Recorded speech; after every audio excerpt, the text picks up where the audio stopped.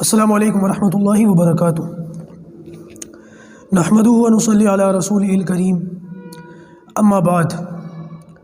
اعوذ باللہ من الشیطان الرجیم، بسم اللہ الرحمن الرحیم۔ لقد کان لکم فی رسول اللہ اسوۃ حسنہ، صدق اللہ العظیم۔ اللہم صلی علی محمد وعلی آل محمد کما صلیت علی ابراہیم وعلی آل ابراہیم انک حمید مجید۔ اللہم بارک علی محمد وعلی آل محمد کما بارکت علی ابراہیم وعلی آل ابراہیم انک حمید مجید۔ مجھے امید ہے کہ آپ تمام ساتھی خیر سے ہوں گے، عافیت سے ہوں گے۔ گزشتہ نشست میں بات یہاں تک پہنچی تھی کہ نبی کریم صلی اللہ علیہ وسلم نے مقام جعیرانہ میں مال غنیمت تقسیم فرمانے کے بعد جب حوازن کے کچھ لوگ آئے تو آپ صلی اللہ علیہ وسلم نے ان لوگوں کو قیدی واپس فرما دیے، اور مال غنیمت کا جو ساز و سامان تھا اور جانور وغیرہ تھے ان کو اللہ کے رسول صلی اللہ علیہ وسلم نے تقسیم فرما دیا۔ دیکھیے، آپ صلی اللہ علیہ وسلم نے وہ مال غنیمت جو تقسیم کیا تو اس کی ترتیب یہ بنائی، آپ صلی اللہ علیہ وسلم نے اس بات کو مد نظر رکھا کہ یہ لوگ جو ابھی تازہ مسلمان ہوئے ہیں، مکے کے لوگ فتح مکہ کے موقع پر مسلمان ہوئے تھے، آپ صلی اللہ علیہ وسلم کو اس بات کا خیال تھا کہ شاید ان میں کچھ لوگ ایسے ہوں جنہوں نے کلمہ تو پڑھ لیا لیکن ابھی دین ایمان ان کے دلوں کے اندر رچا بسا نہیں، تو لہٰذا اگر ان کو مال غنیمت اچھا دے دیا جائے اور اچھے طریقے پر ان کو خوب نوازا جائے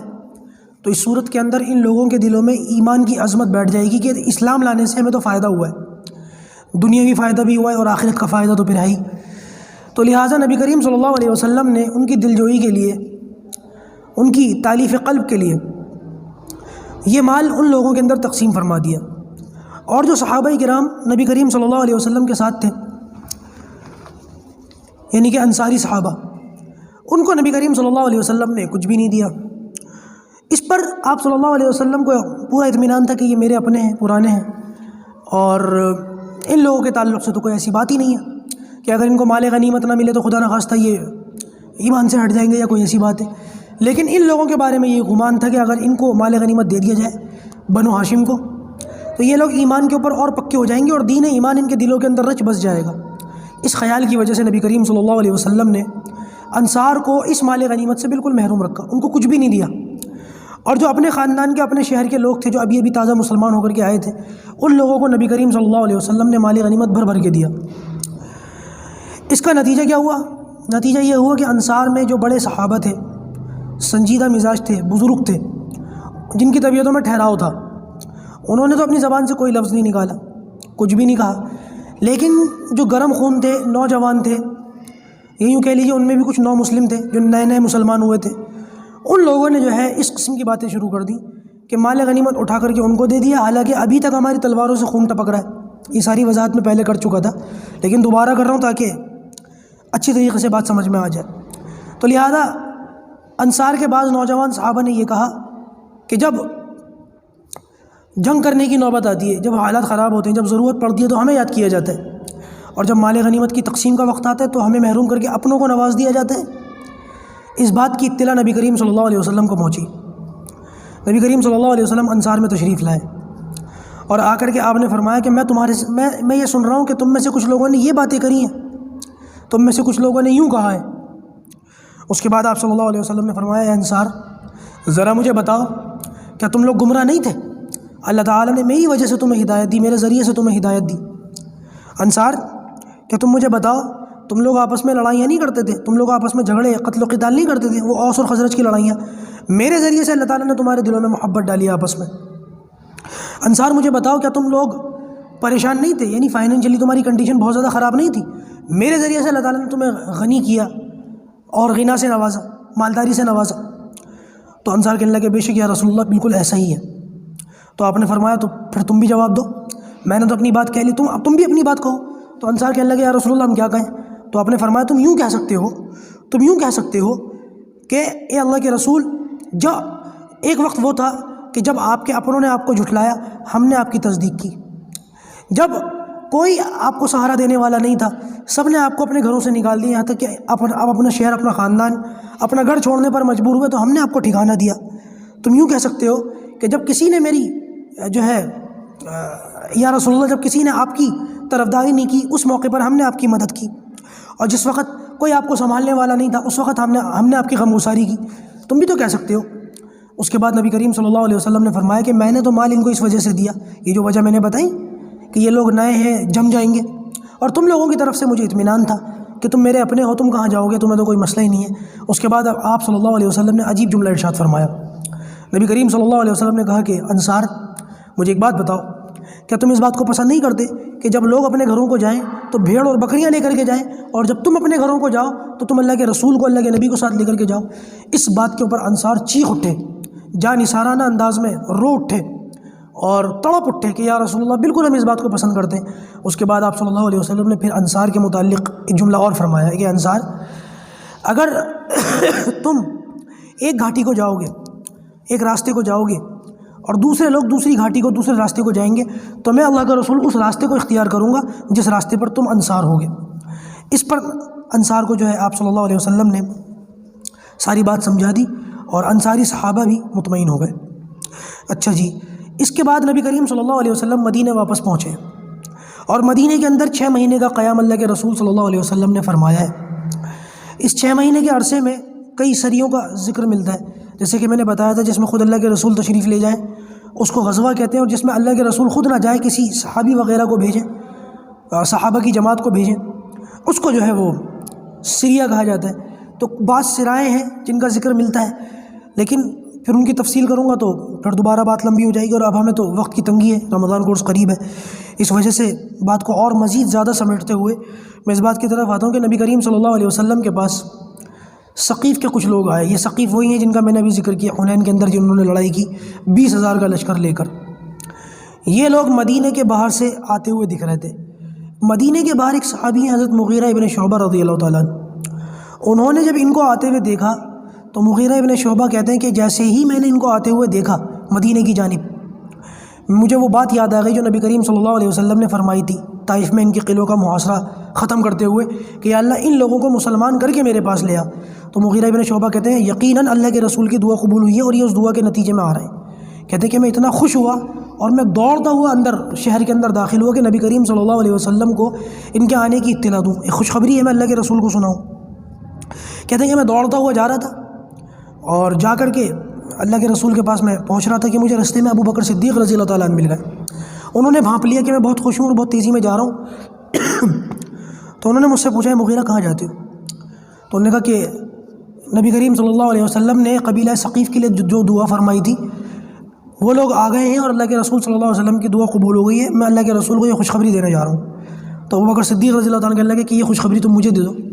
میں اللہ کے رسول کو یہ خوشخبری سنا دوں۔ تو مغیرہ ابن شعبہ کہنے لگے کہ بالکل آپ کر دیجیے اس کام کو۔ تو نبی کریم صلی اللہ علیہ وسلم کی خدمت میں حضرت ابو بکر صدیق رضی اللہ تعالیٰ عنہ حاضر ہوئے،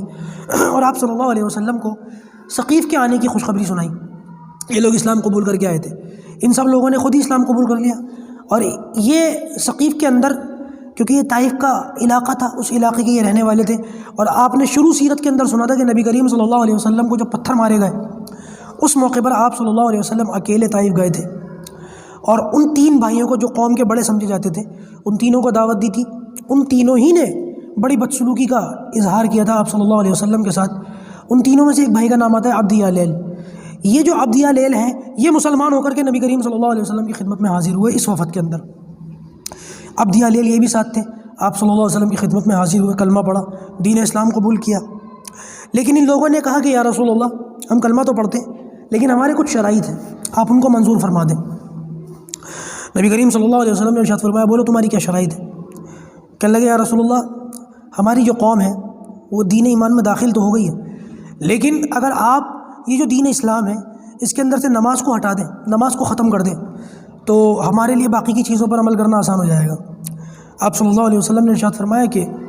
بھلا بتاؤ اس دین میں کیا خیر ہوگی جس میں نماز ہی نہ ہو، جس میں عبادت ہی نہ ہو اللہ تعالیٰ کی، نماز کو ختم نہیں کیا جا سکتا۔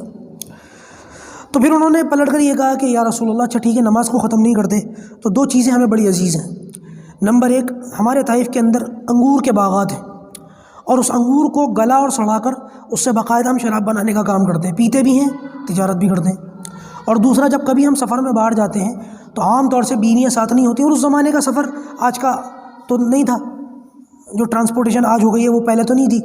اس زمانے کا سفر تو گھوڑوں پر، اونٹوں پر ہوتا تھا، اور مہینوں کے لیے لوگ جاتے تو کہ عام طور سے بیویاں ہمارے ساتھ نہیں ہوتی تو ہم زنا کر لیتے ہیں، تو زنا کو ہمارے لیے باقی رکھا جائے اور شراب کے پینے کو اور شراب کی تجارت کو ہمارے لیے باقی رکھا جائے۔ نبی کریم صلی اللہ علیہ وسلم نے ارشاد فرمایا کہ اللہ تعالیٰ کی حرام کردہ چیزوں کو کوئی حلال نہیں کر سکتا، یہ چیزیں بھی نہیں بدلی جائیں گی۔ اس کے بعد کہنے لگے کہ اچھا یا رسول اللہ، یہ جو لات ایک بت تھی، ایک مورتی تھی جس کی یہ پوجا کرتے تھے، سب سے بڑا بت سمجھا جاتا تھا، کہ یا رسول اللہ لات کو چھوڑ دیا جائے، اس کی عظمت ہماری قوم کے دلوں میں ہے۔ آپ نے فرمایا نہیں، بت کو چھوڑا نہیں جائے گا۔ پھر انہوں نے یہ کہا کہ یا رسول اللہ اچھا کچھ وقت کے لیے دے دیا جائے، 2-3 سال کے لیے، پھر آہستہ آہستہ ہماری قوم میں سے۔ آپ نے فرمایا نہیں چھوڑا جائے گا۔ یہ چاروں باتیں، پانچوں باتیں اللہ کے رسول صلی اللہ علیہ وسلم نے ان کی رد فرما دی۔ آخری بات ان کی قبول ہو گئی۔ انہوں نے کہا یا رسول اللہ، یہ جو زکوٰۃ وصول کی جاتی ہے تو آپ اپنا کوئی بندہ ہمارے یہاں نہ بھیجیں، آپ ہمارے ہی لوگوں میں سے کسی کو ہماری زکوٰۃ وصول کرنے کی ذمہ داری لگا دیجیے، عامل بنا دیجیے، ہم اس پر تیار ہیں۔ نبی کریم صلی اللہ علیہ وسلم نے ان کی یہ بات کو قبول کر لیا اور انہی میں سے عامل کو مقرر کر دیا۔ جب یہ واپس جا رہے تھے، آپ صلی اللہ علیہ وسلم نے حضرت مغیرہ ابن شعبہ رضی اللہ تعالیٰ عنہ کو ان کے ساتھ روانہ فرما دیا کہ ان کی قوم کے اندر جو لات بت رکھا ہوا ہے، جا کر کے اس کو توڑو۔ ان کے بارے میں آتا ہے، مغیرہ ابن شعبہ کے بارے میں، ان کی طبیعت میں ذرا سا یہ ہنسمکھ تھے، یعنی کہ ملنسار آدمی جو ہوتا ہے نا، ذرا ہنسی مذاق کرنے والا، ان کی طبیعت میں تھوڑا جو ہے وہ ہنسی مذاق کا عنصر زیادہ تھا۔ تو جب یہ پہنچے بت کو توڑنے کے لیے تو قوم ساری کی ساری باہر آ گئی کہ اب یہ ہمارے خدا کو توڑنے لگے، ہمارا خدا ضرور ان سے بدلہ لے گا اور ضرور ان کے اوپر کوئی آفت آن پڑے گی۔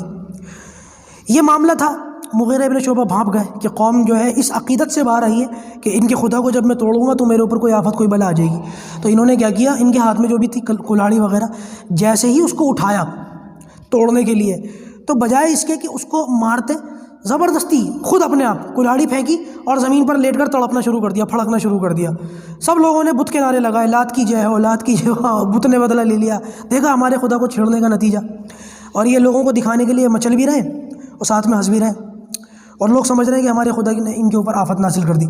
تھوڑی دیر کے بعد یہ نارمل ہوئے، اٹھے، ہو سکتا ہے مسکرائے ہوں، اور پھر لات کے اتنے ٹکڑے کیے، اس کو چورا چورا کر کے ریزہ ریزہ ختم کر دیا بالکل۔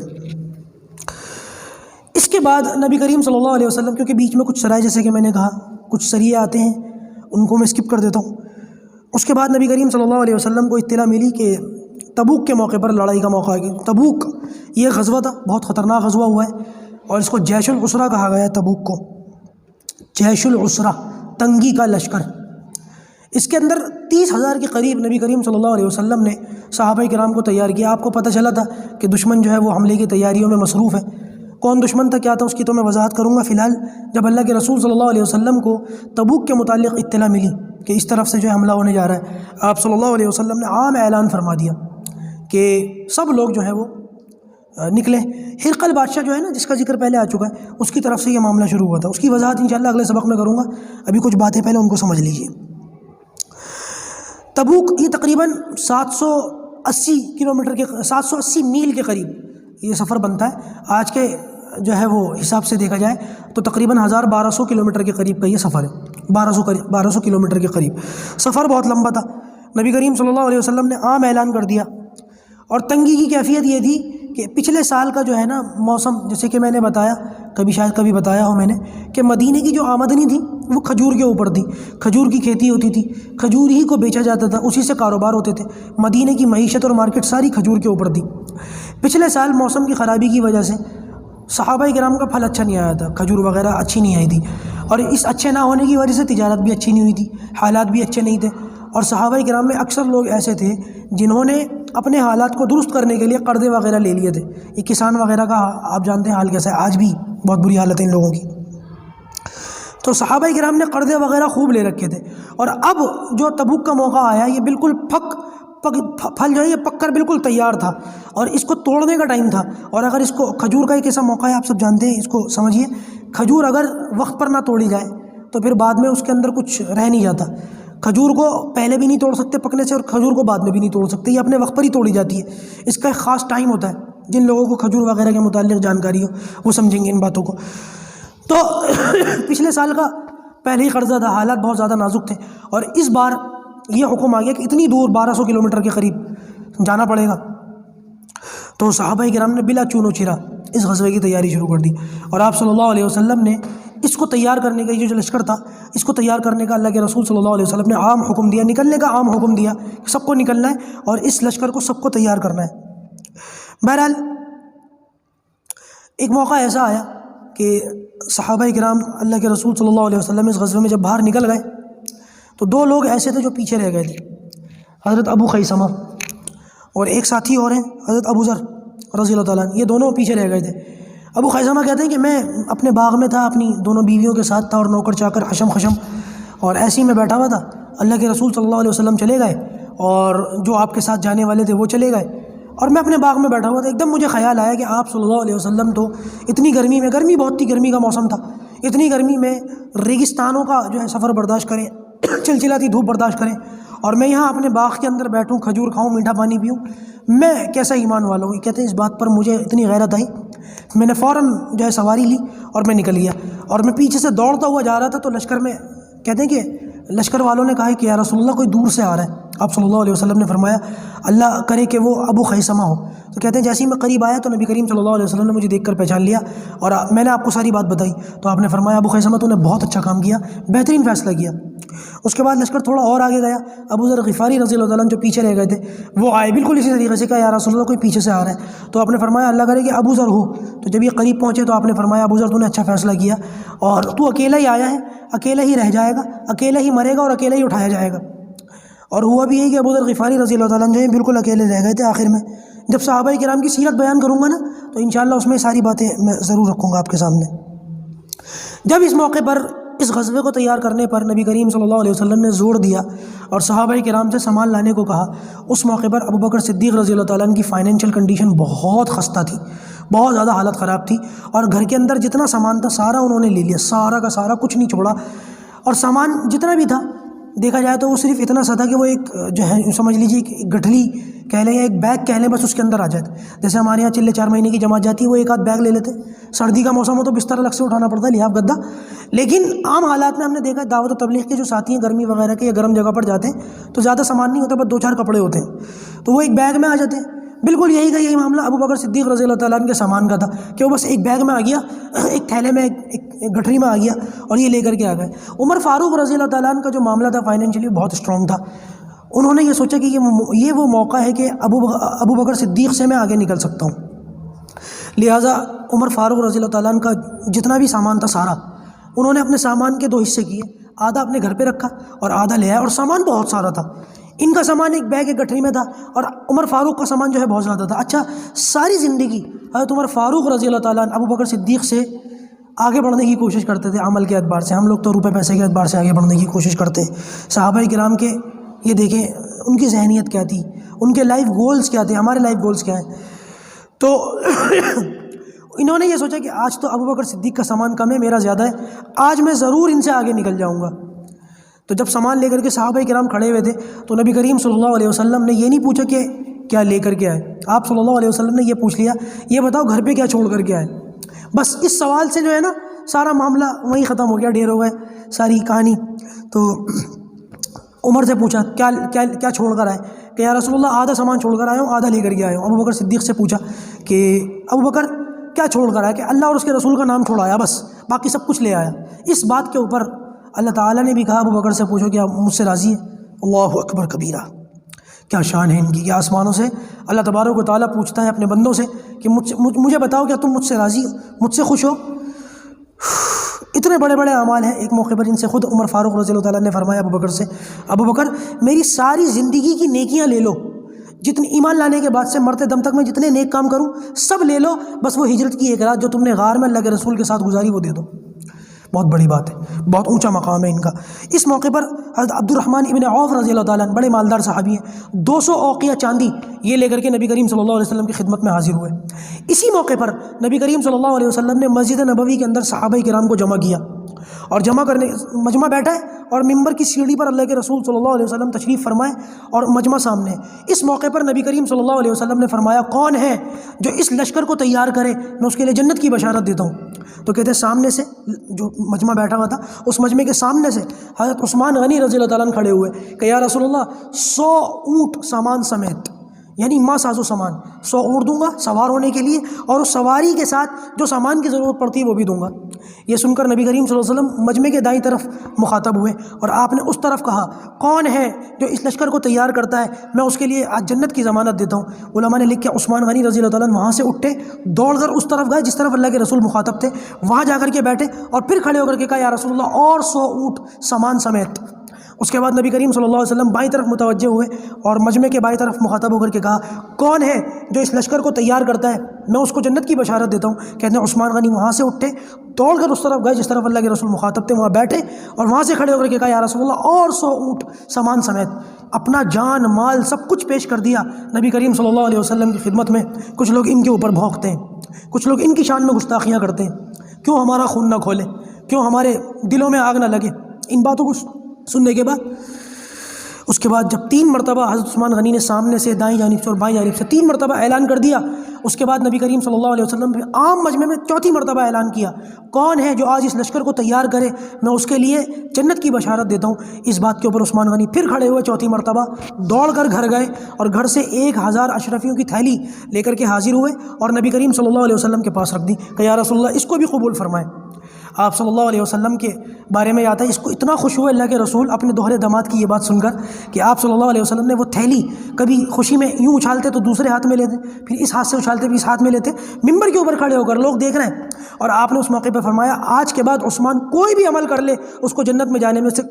جانے سے کوئی چیز نہیں روک سکتی۔ سبحان اللہ، اتنی بڑی بڑی بشارتیں، اتنے بڑے بڑے معاملات عثمان غنی رضی اللہ تعالیٰ عنہ، ابو بکر صدیق، عمر فاروق اور یہ صحابہ کرام، انہوں نے سب کچھ جو ہے نبی کریم صلی اللہ علیہ وسلم پر نچھاور کر دیا، اپنا سب کچھ قربان کر دیا۔ یہی وجہ ہے کہ آج ہم ان کو اپنا ہیرو تصور کرتے ہیں، آج ہم ان کا نام لیتے ہیں اور ان کو اپنا آئیڈیل سمجھتے ہیں، اور ان کے جو ہے ایمان کا کچھ نہ کچھ حصہ، تھوڑا سا 1% صحیح ہمیں ہمارے بچوں کو نصیب ہو جائے، اس کی اللہ تعالیٰ سے ہم دعا کرتے ہیں۔ انشاءاللہ یہیں پر میں اپنی بات ختم کرتا ہوں، اس سے آگے کے کیا معاملات ہوئے وہ کل اگلی نشست میں آپ لوگوں کے سامنے عرض کروں گا۔ اللہ پاک جو کہا گیا سنا گیا ہمیں اس پر عمل کرنے کی توفیق عطا فرمائے۔ السلام علیکم ورحمۃ اللہ وبرکاتہ۔